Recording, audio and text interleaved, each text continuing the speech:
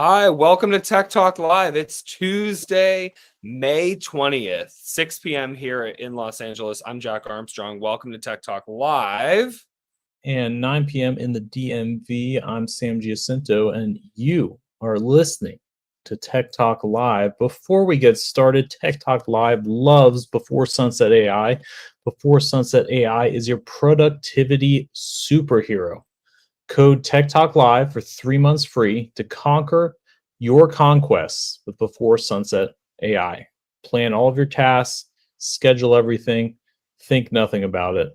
It's a really good use of AI. Exactly. Yeah, get more done with AI. Before Sunset.ai, promo code Tech Talk Live. Awesome. Welcome to the show. And lots to talk about. As always, we're excited this week about Google I/O. I think is coming soon. I'm most excited about the announcement today with Android XR. What about you, Sam? Isn't that fascinating?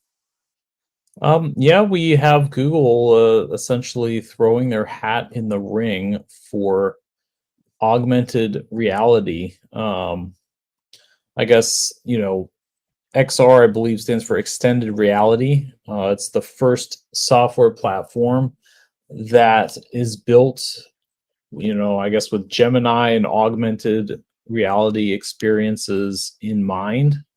And Gemini kind of plays a role as an omnipresent assistant in this AI universe. You can translate, navigate, schedule, take photos, and really do what you will with your phone via smart glasses. So I don't know if will this be another Google Glass? I don't know if you remember I that. don't think I don't think so. Hopefully not. But I mean, this isn't Google's first rodeo, right? yeah.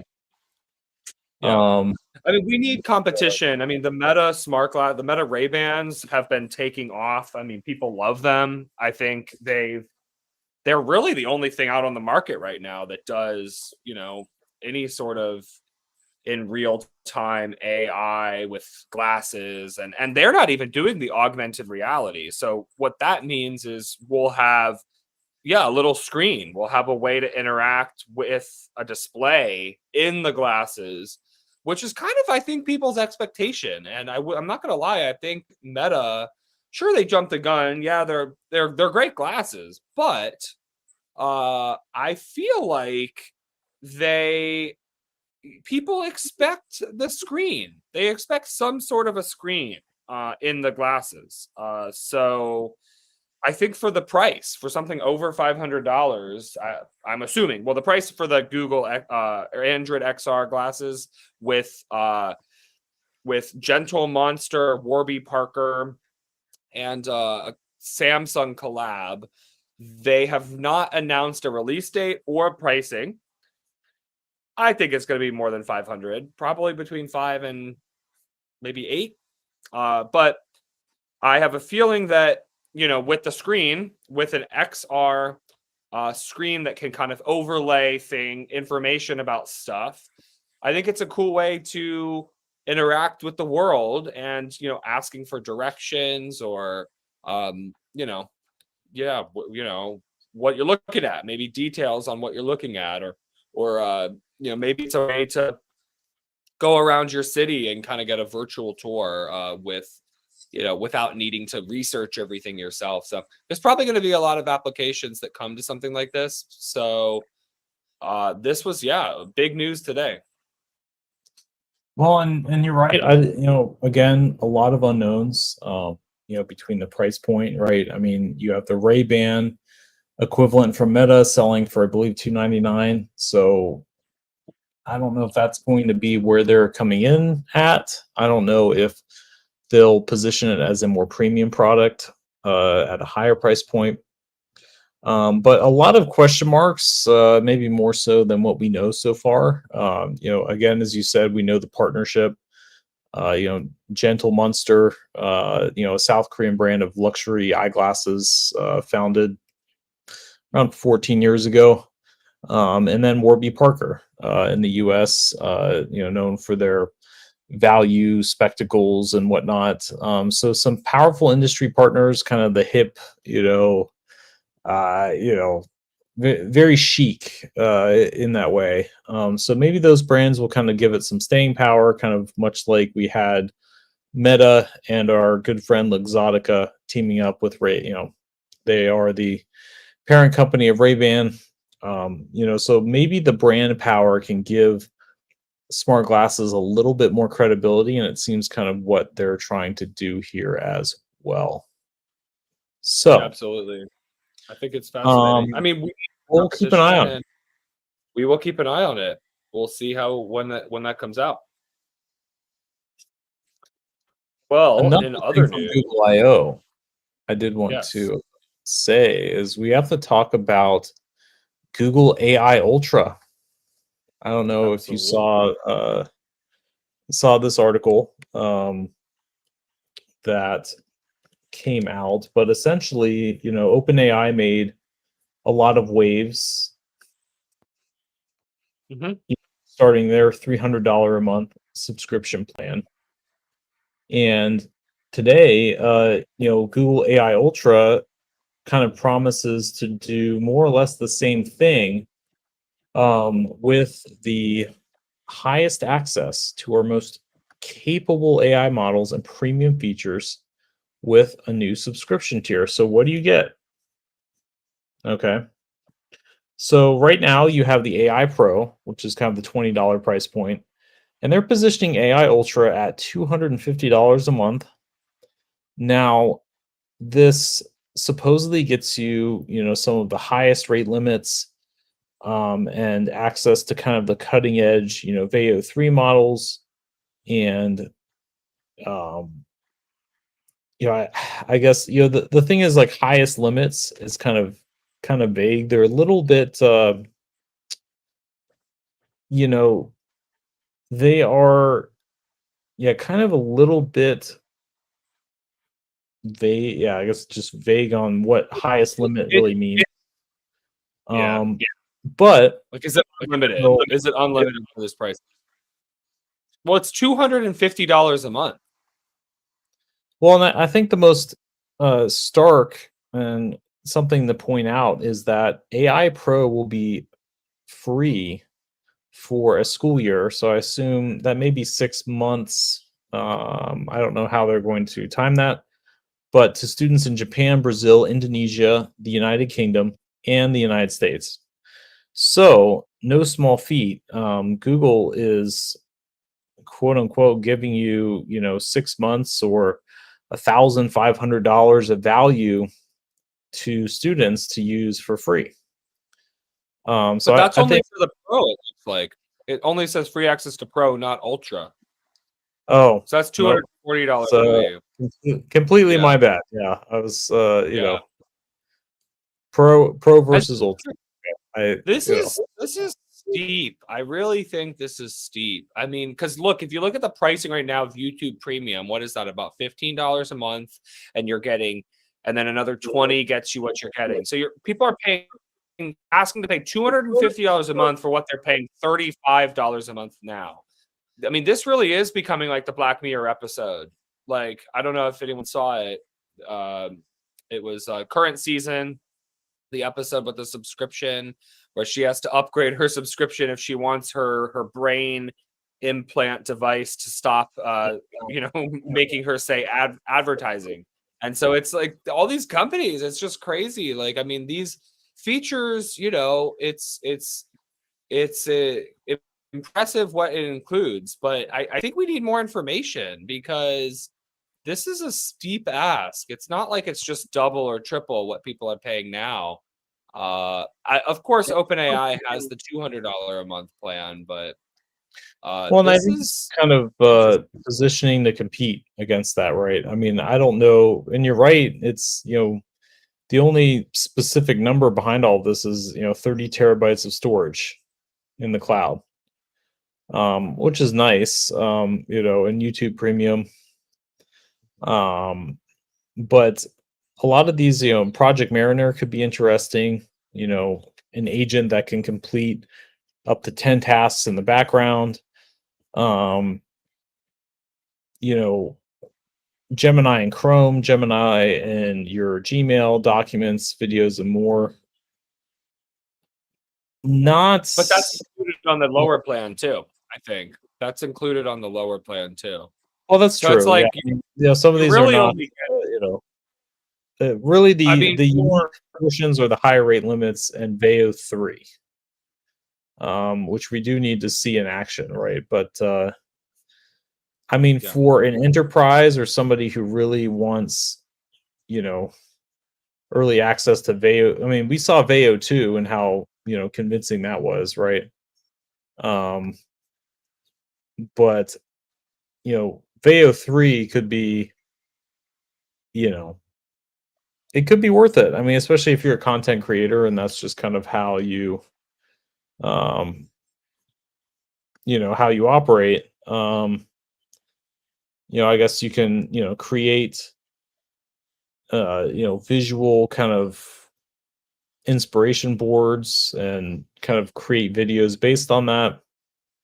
Um and whatnot. You can kind of lay out storyboards and have, you know, so it's very, I don't know where, um,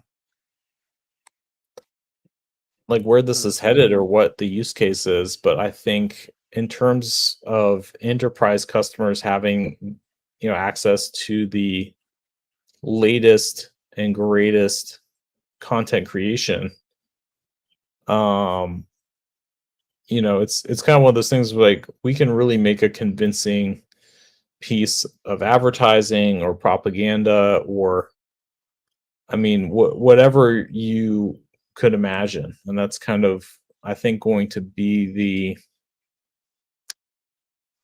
yeah, drawback to this new powerful tool that's only accessible to the few, right? So Google's out here innovating. I don't know. We didn't hear too much on the Chat GPT subscription after that kind of dropped, so I don't yeah. really know. I'm not aware of anybody who has the $200 a month ChatGPT subscription. So I don't know. I don't know who this is for necessarily. Exactly. But I agree. it's kind of one of those things where, now that Google's kind of ingested all your data, Yeah, we really have, uh, you know, quite a bit of, for sure. I So mean, quite a bit of it seems like, usage. but it seems like they're pricing out like a lot of people by raising the prices like this. I mean, people going from free AI, okay, fine, like to $20 a month, to then $200 a month, to then what's it going to be after that? $2,000 a month? I mean, really? Like, you know, I think it's interesting. I mean, you really have to be using these tools to get your money's worth out of them at $200 a month. I mean, No, I mean, that's very fair. and also like I gotta see this as like it's almost begging another startup to just do this for free or a lot cheaper, because I think it's only a matter of time. I think this goes back to the subscription model. It's like, do you have the right to the technology that buy? Do you have the right to repair that technology? Do you have the right to get the core functionality without paying crazy monthly fees? So I think it's finding that balance, right? I think so much of what we do today is a subscription to something. So it's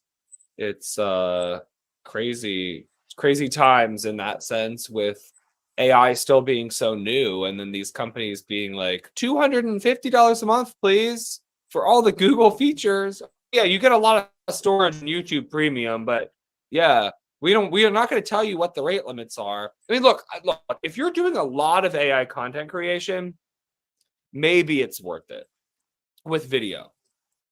But like, really?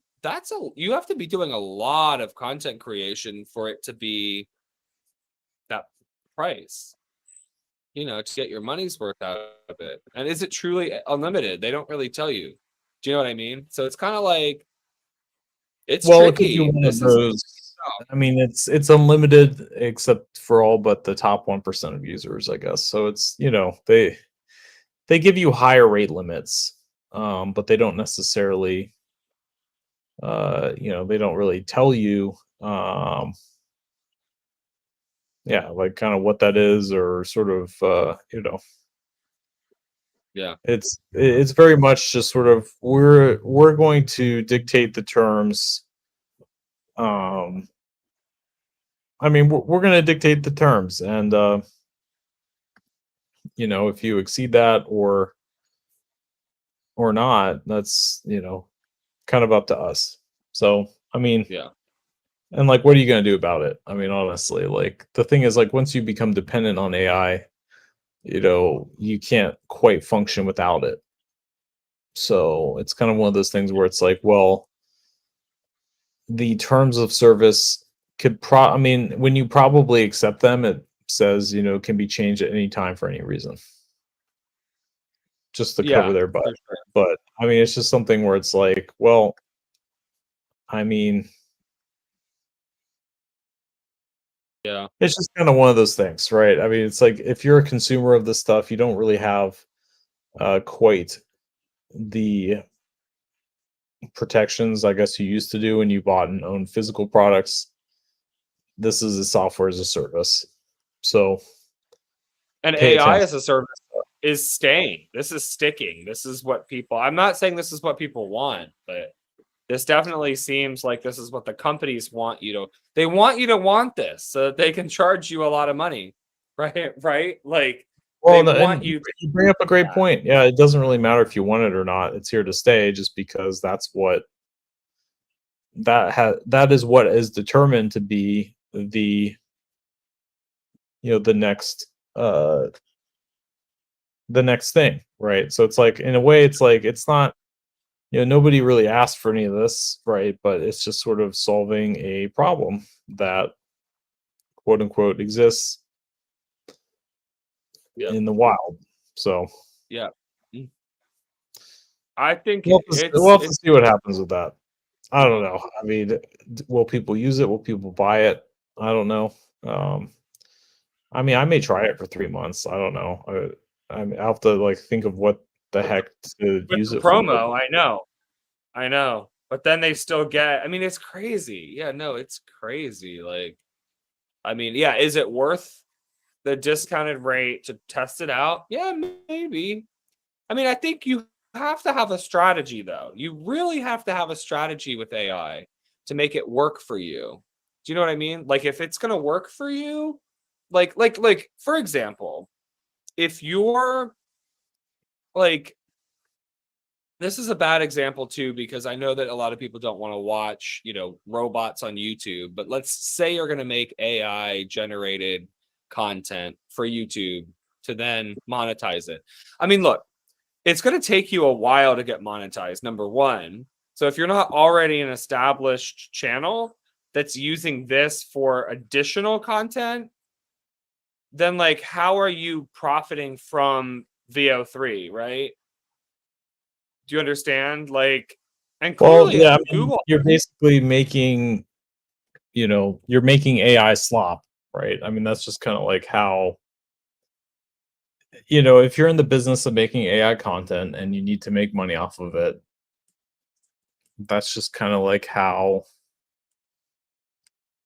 I mean, you have to use it to make money, right? So you're probably going to be generating, like, YouTube Shorts or TikTok or any sort of random type of content. Um, But does the world it's need AI slop?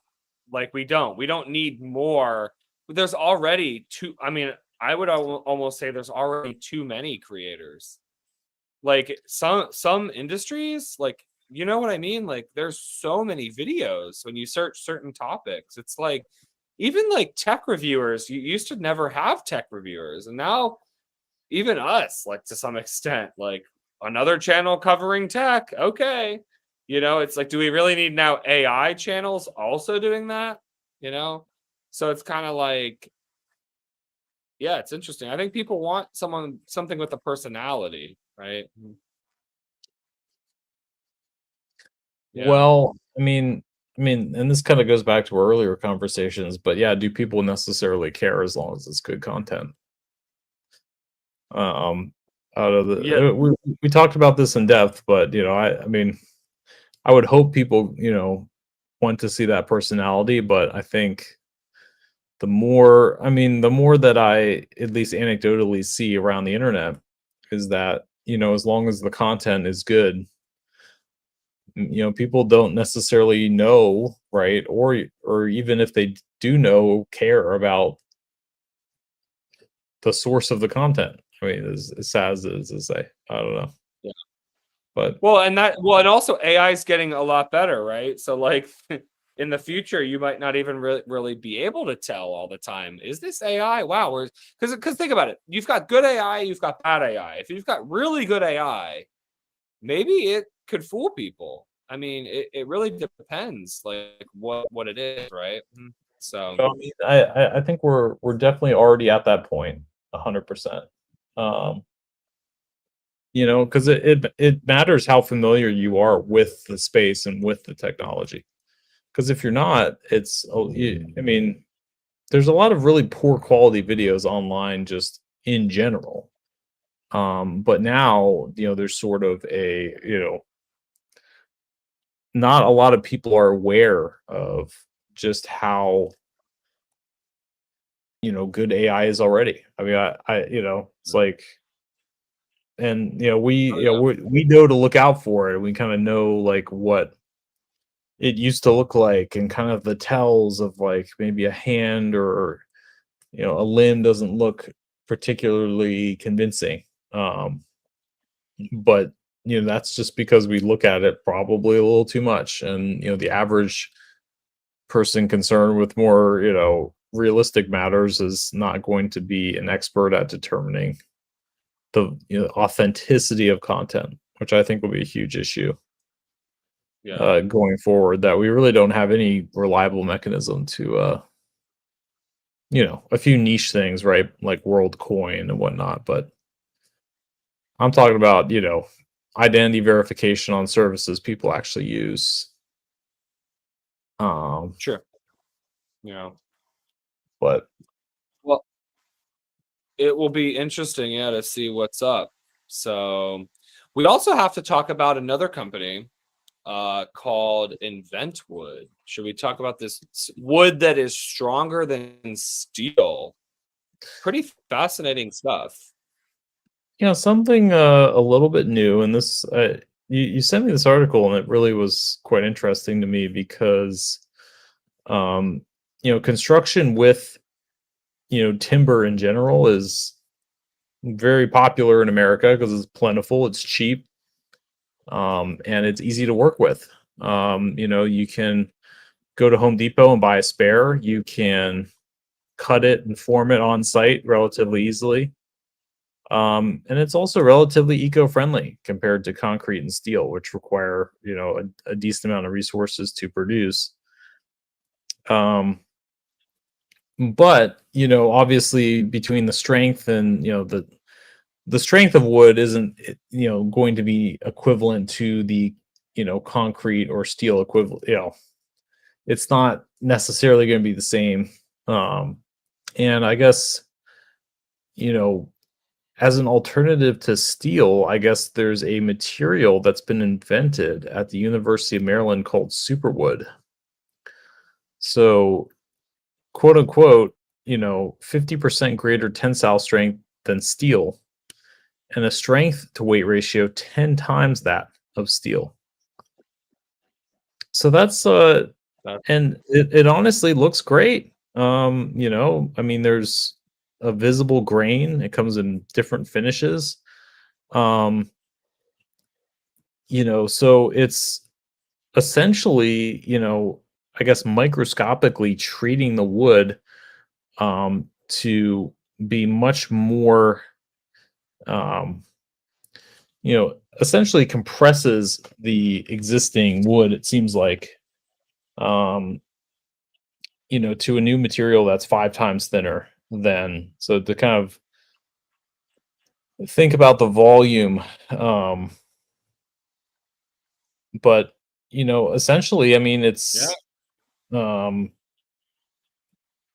I guess it's removing a little bit of the lignin.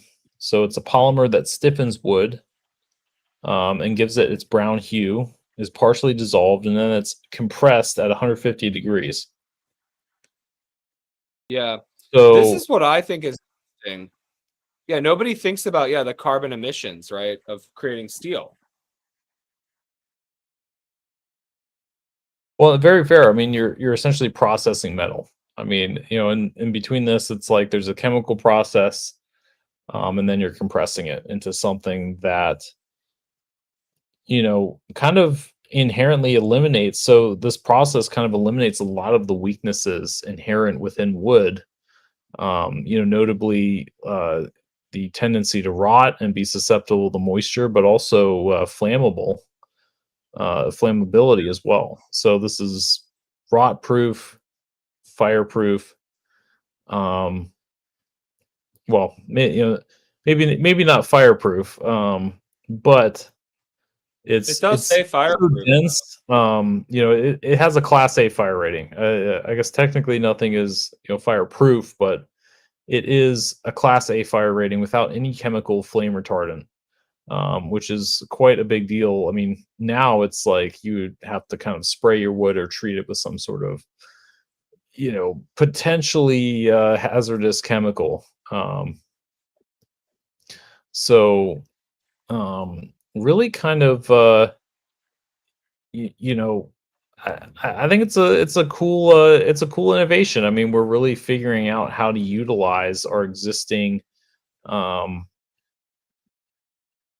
I mean, it's and you can truly build an entire building out of it without necessarily using any other material, which I think it's kind of cool to think about. I mean, the fact that it's moisture proof and termite proof, there's no need to kind of mix and match materials anymore. In a way, it's kind of the do it all. So Yeah. This is I the most fascinating thing too.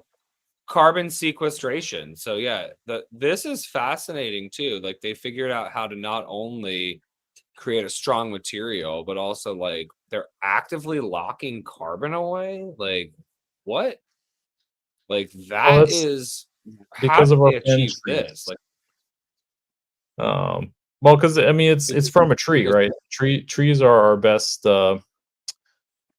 I mean, in a way, it's a very sustainable building material because, well, it takes very little energy to grow. You you can farm wood responsibly, believe it or not. There are tree farms, specifically for growing wood to, for construction. So it's sustainable, and it essentially, yeah, locks carbon away inside the material, versus being something that requires carbon production to produce. Like steel does not lock away any carbon inside of it. In fact, it consumes quite a bit of carbon to produce it, and so then you it use it still for is wood compression. though. It still is wood. It's just stronger wood. Yeah, no, it's absolutely wood. And I guess it seems like it's a two-part process. So it's essentially treated wood.